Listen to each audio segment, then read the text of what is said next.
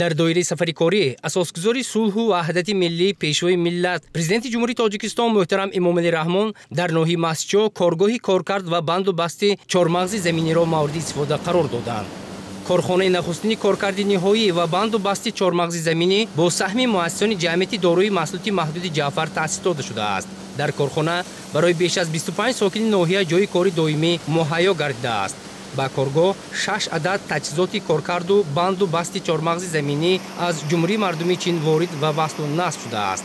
тавассути ин хатти технологӣ ҷараёни тозакунии мағзи чормағзи заминӣ, сарои ба хелҳо ҷудо кардани он ва якчанд навъу ғунҷоиши чормағзи заминӣ дар банду баст анҷом дода мешавад.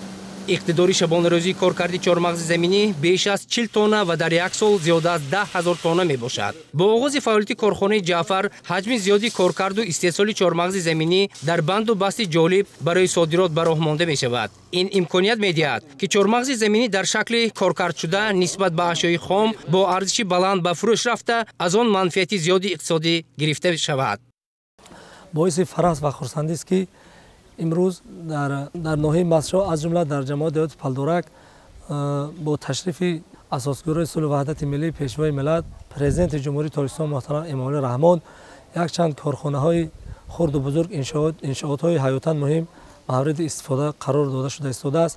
ин ҳам бошад якумин шуда дар сатҳи ҷумҳурӣ коргоҳи коркард ва бандубасти чормағзи заминӣ мебошад ки маҳсулоти дохилиро дар худи ноҳия худи ҷамоат коркард карда ба содирот мебаронанд. аз фурсати хеле муносиб истифода бурда миннатдории худро аз номи 26 000 аҳолии ҷамоати деҳоти Палдорак ба асосгузори сулҳу ваҳдати миллӣ президенти ҷумҳурии Тоҷикистон муҳтарам Эмомалӣ Раҳмон мерасонем.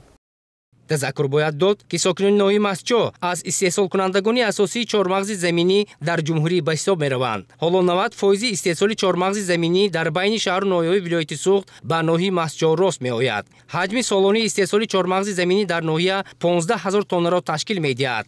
давра ба давра аз ҳисоби зиёд кардани масоҳати кишт ва ҳосилнокӣ ҳаҷми истеҳсоли чормағзи заминӣ зиёд карда мешавад. давоми 10 соли охир масоҳати кишти ин зироати ашёи хоми саноатӣ аз 1000 гектар то ба 1900 гектар расонида шудааст. хоҷгидорони ноҳияи Масчо соли ҷорӣ дар масоҳати қариб 1900 гектар чормағзи заминӣ кишту парвариш намуда ҳаҷми истеҳсолотро зиёд менамоянд. то ҳоло мо хом мефурӯхтем.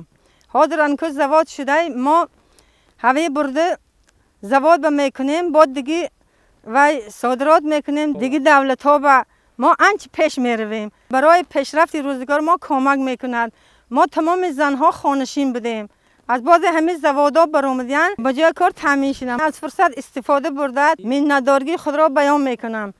пешвои миллат муҳтарам Эмомалӣ Раҳмон зимни шиносоӣ ва суҳбатҳои самимӣ бо соҳибкори ватанӣ ва масъулони соҳа аз иқдому таҷрибаи кишоварзони ноҳия дар кишту парвариши чормағзи заминӣ ва рӯёндани ҳаҷми зиёди ин маҳсулоти содиротӣ изҳори қаноатмандӣ намуданд.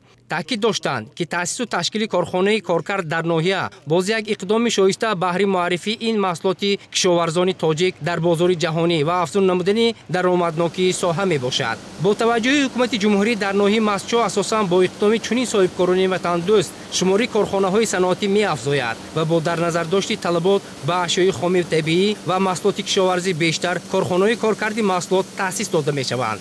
ҳоло дар ноҳияи Масчо 41 адад корхона ва коргоҳҳои саноатӣ мавҷуд мебошад ки фаъолияти аксари онҳо ба коркарди ашёи хоми табиӣ равона шудааст. танҳо дар корхонаи Ҷаъфар 5 коргоҳи коркарди пахта, ашёи хоми табиӣ ва маҳсулоти кишоварзӣ фаъолият мекунад. امروز با کشاده شدن کارخانه جعفر ما بتوانیم که تا اندازه محصولات خود را به همین کارگاه وارد کنیم، کارکرد کنند. این باعثی هم جای کار می شود و هم مهنت می شود و هم دهقان از نتیجه خود ثمره میگیرد. تاجیکستان یکی از دولت‌های صادر کننده محصولات کشاورزی از جمله چهارمغز زمینی باشد. چهارمغز زمینی دو نعمت دارد. یکم پایه میتید، دوم برگ میتید. номгӯ ва намуди зиёди маҳсулоти истеҳсоли коргоҳҳои ҷамъият дар бозори дохилӣ мавқеъ дорад. дар намоишгоҳи маҳсулоти корхона навъу намуди маҳсулоти истеҳсолшуда пешниҳод гардид. зимни боздид пешвои миллат муҳтарам Эмомалӣ Раҳмон таваҷҷӯҳи масъулинро ба зиёд намудани ҳаҷму номгӯи маҳсулоти саноатӣ ва баландбардоштани сифату рақобатпазирии он ҷалб намуданд.